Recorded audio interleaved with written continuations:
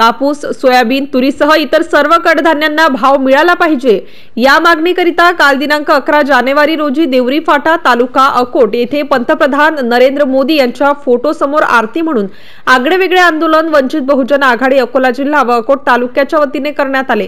शेतकऱ्यांच्या मालाला योग्य मोबदला मिळण्यासाठी काल वंचित बहुजन आघाडी रस्त्यावर उतरली आहे।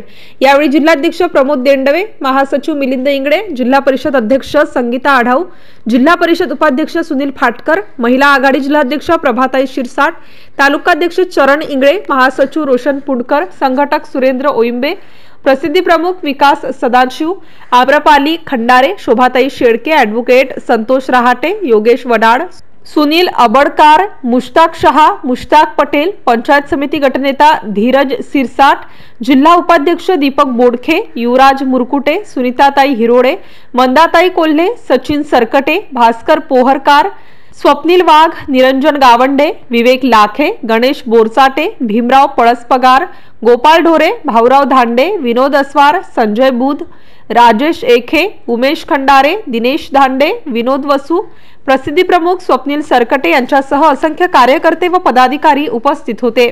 MCN न्यूज मराठीकरिता विठ्ठल एओकार, अकोट। आज वंचित बहुजन आघाडीच्या वतीने संपूर्ण जिल्हा व तालुक्याच्या वतीने आंदोलनाचे नियोजन केले होते।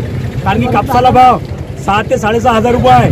कारण की आज शेतकरी हवालदिल झालेला आहे, संकटात सापडलेला आहे। शेतकऱ्याला जास्तीत जास्त भाव मिळाला पाहिजे आणि तुरीला पण भाव मिळाला पाहिजे। जे कर्जमाफी आहे, शेतकऱ्याला आत्महत्या करण्यासाठी त्यांना पुनर्गठन दिलं होतं, यंदा इथे पुनर्गठन म्हणतात। आमच्या वंचित बहुजन आघाडीच्या वतीने अशी मागणी आहे की बाबा यांना शेतकऱ्यांना कर्जमाफी झाली पाहिजे।